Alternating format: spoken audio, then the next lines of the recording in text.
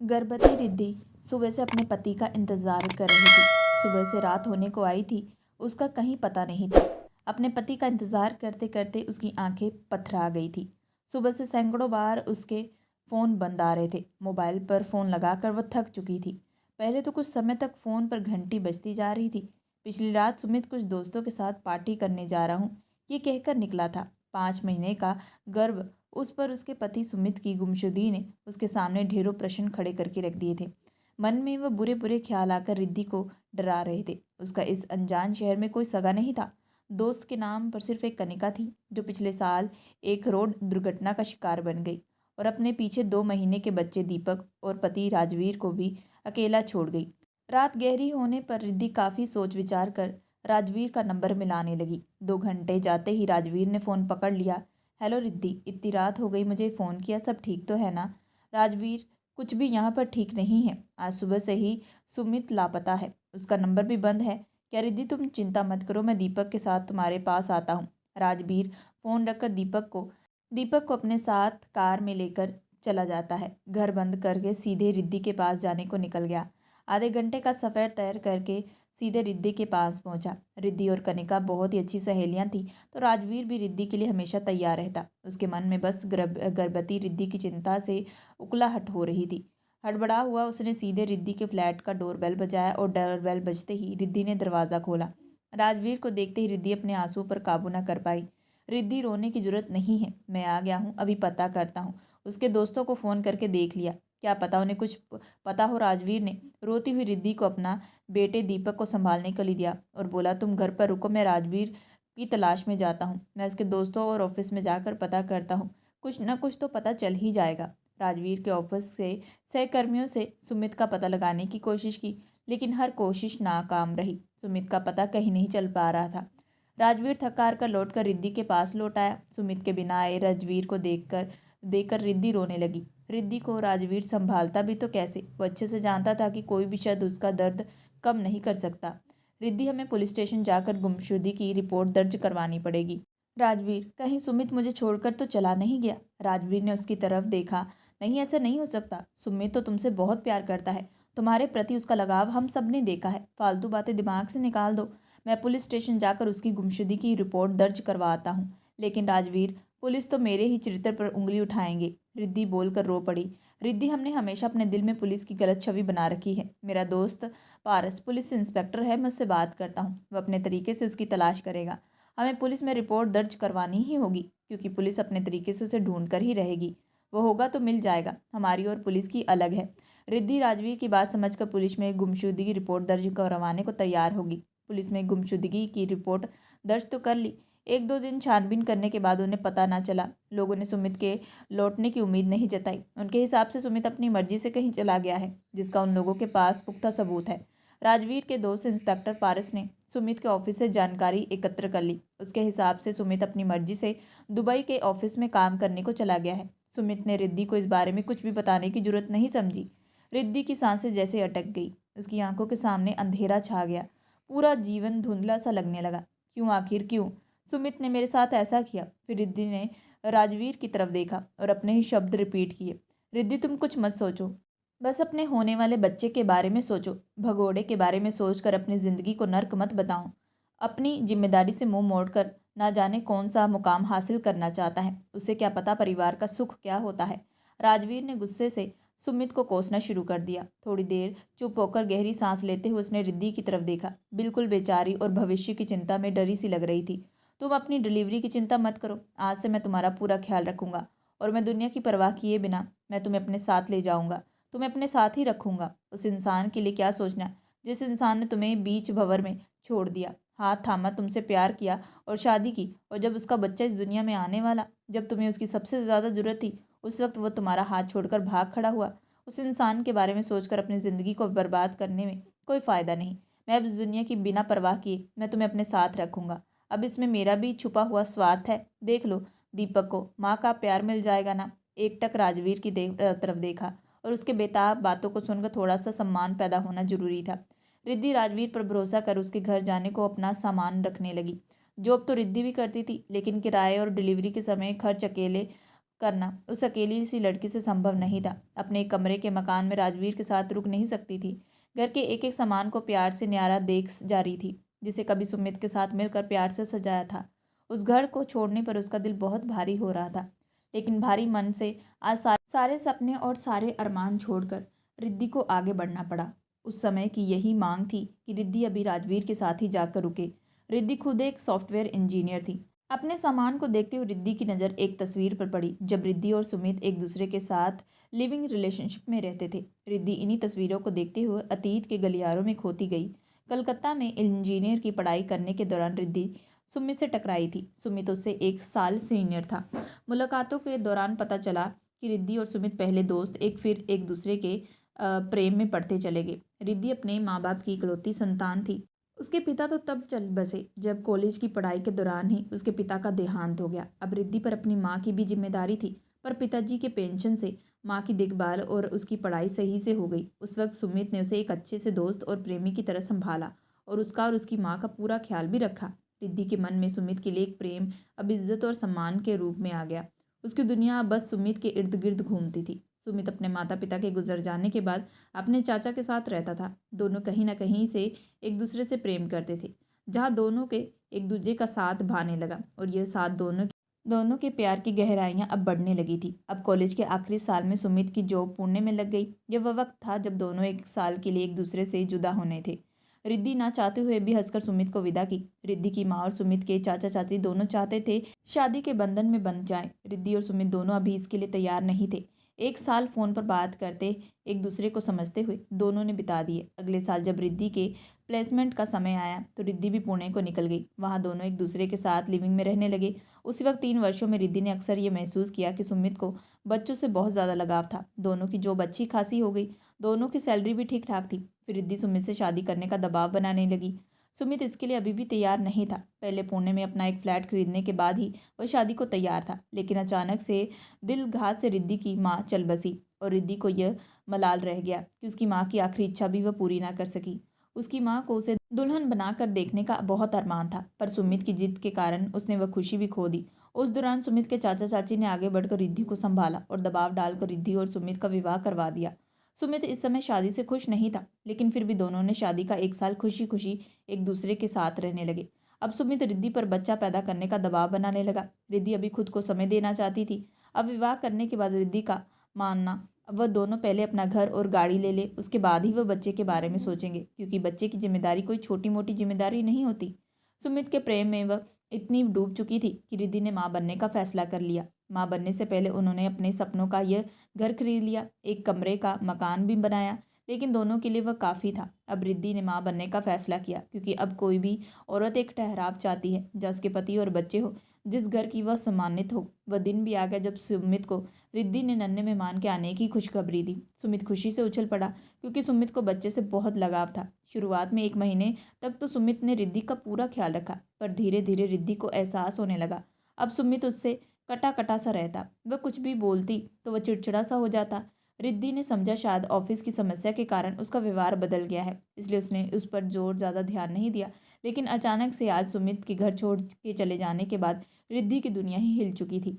रिद्धि चलो, राजवीर की आवाज़ उसके कानों में पड़ते ही रिद्धि वर्तमान में लौट आई। एक अनजान इंसान के साथ उस पर भरोसा करके उसके साथ जाना उसके लिए भी इतना आसान नहीं था। अभी वह कुछ कर भी नहीं सकती थी, क्योंकि राजवीर से ज़्यादा सगा भी उसके लिए कोई और भी नहीं था।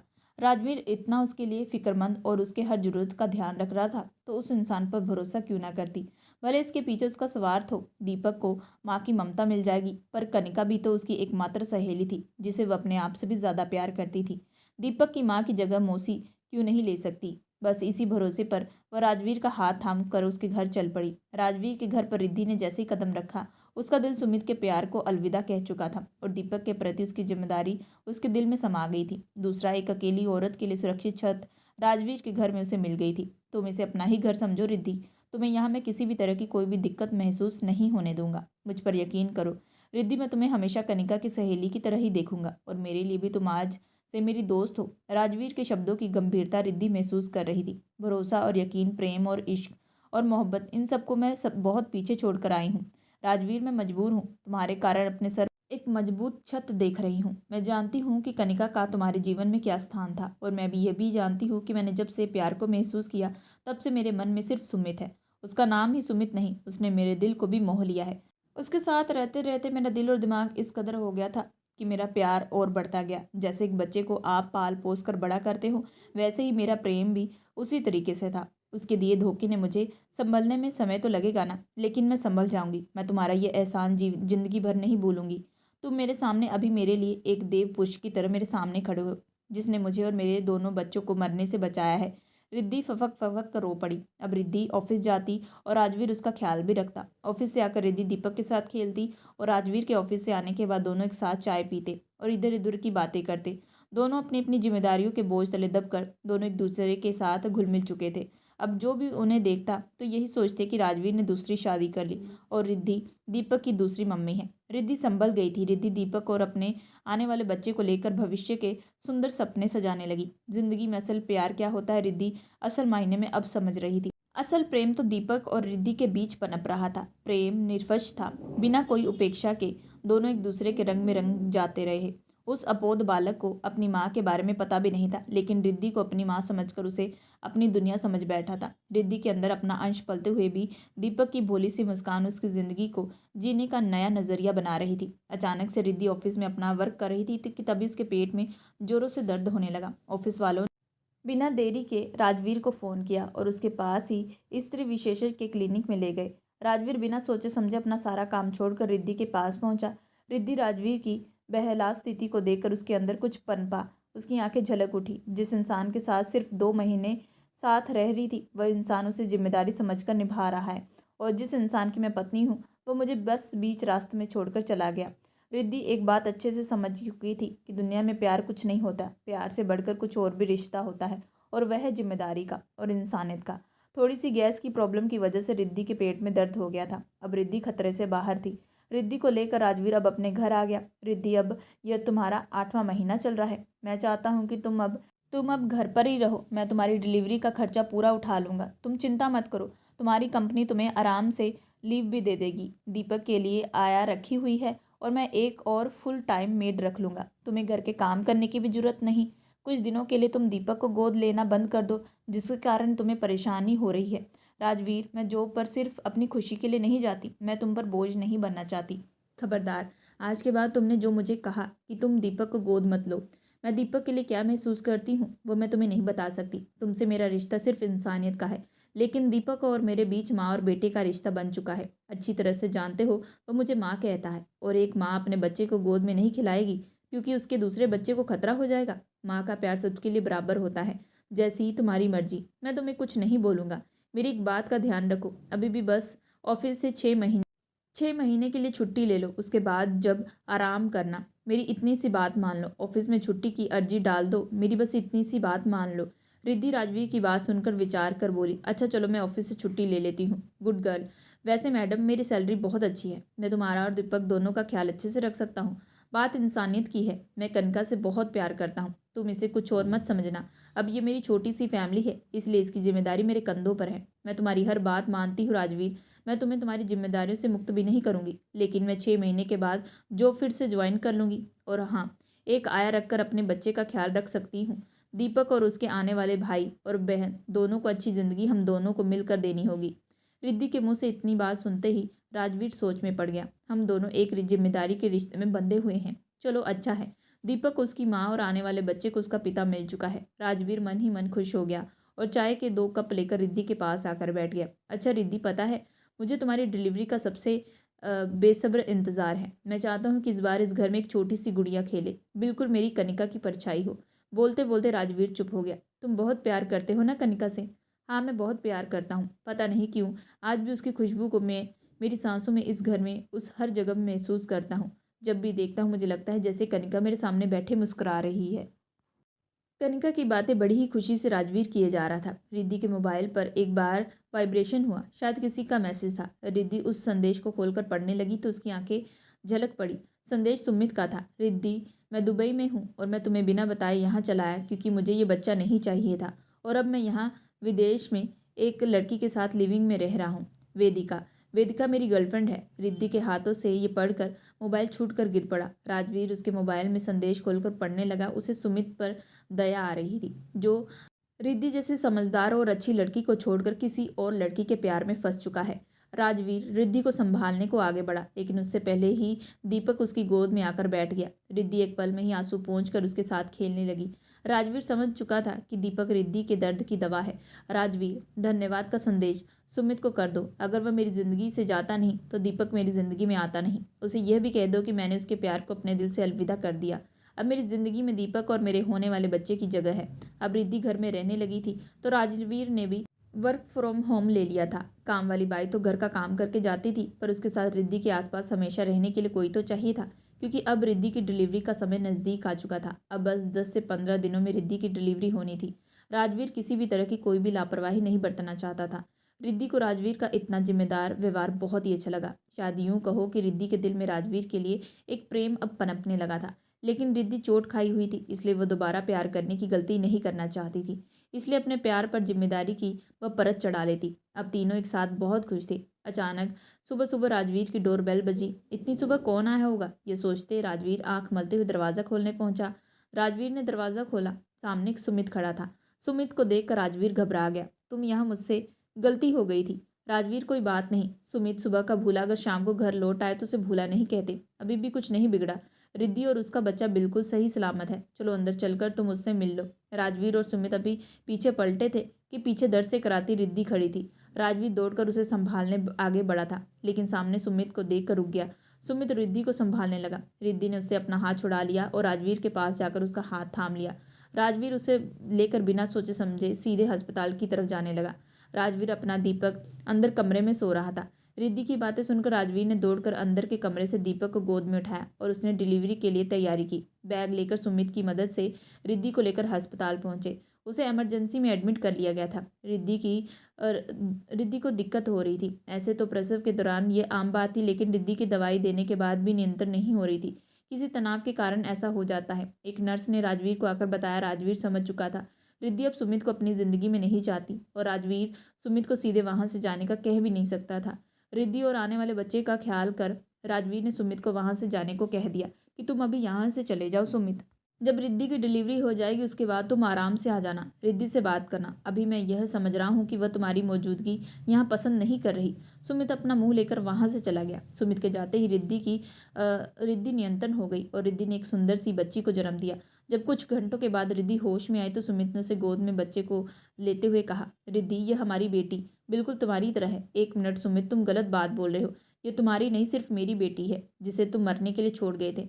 मैंने तुम्हारा मैसेज पहले ही पढ़ लिया था कि तुम्हें तुम्हारी वेदिका ने धोखा दे दिया, तुम्हारे सारे पैसे लेकर भागी। अब तुम वापस लौटकर मेरे पास आ गए। सुमित देखो मेरे शरीर को, यह मेरा वही चिकना और सुंदर शरीर है जिसे तुमने प्रेम किया था। तुम्हें बच्चे का सुख देने के लिए और तुम्हारे वंश को बढ़ाने में मैंने अपना सहयोग करने के लिए मैं मेरी सुंदरता और अपने शरीर का भी नहीं देखा। मेरी बढ़ी हुई चर्बी और मेरे ढोल शरीर की वजह से तुम मुझे छोड़कर भाग गए थे ना।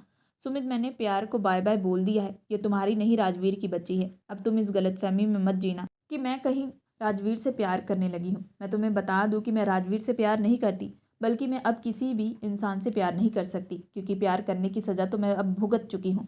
मैं तुम्हें तलाक का कागज़ भिजवा दूंगी। तुम अपने लिए नई सुंदर सुंदर लड़की ढूंढ लेना। सुमित अपने किए पर शर्मिंदा था और वह जानता था कि रिद्धि अब उसके पास लौटकर कभी भी नहीं आएगी। इसलिए अपनी भूल का दंड भागते हुए रिद्धि की ज़िंदगी से निकल जाने का फैसला कर लिया। राजवीर, यह हमारी कनिका है। तुम मुझसे प्रेम नहीं करते हो, मैं जानती हूँ। मैं भी तुमसे प्रेम नहीं करती। मुझसे अभी ये प्रेम इश्क मोहब्बत नहीं हो पाएगा, लेकिन मैं दीपक से बहुत प्रेम करती हूँ और मैं उसे अपने आप से जुदा नहीं कर पाऊंगी। दीपक और कनिका एक दूसरे के साथ कितने खुश हैं। हमारी जिम्मेदारियों का पूरा परिवार है। मैं दीपक और कनिका की माँ बन गई और अपनी जिम्मेदारियों को निभाऊंगी। मुझे सुमित के पास मत भेजो ना। रिद्धि की बातें सुनकर राजवीर की आंखें झलक आई। उसने आगे बढ़कर रिद्धि के सर को चूम लिया और अब दोनों अपनी छोटी सी दुनिया में बहुत खुश हैं। उसमें किसी और के लिए कोई जगह नहीं। आशा करती हूँ कि दोस्तों आप लोगों को ये कहानी पसंद आई होगी। अगर आप लोगों को ये कहानी पसंद आई है तो प्लीज़ हमारे चैनल को लाइक और सब्सक्राइब जरूर करें एंड बेल आइकन का बटन जरूर दबाएं।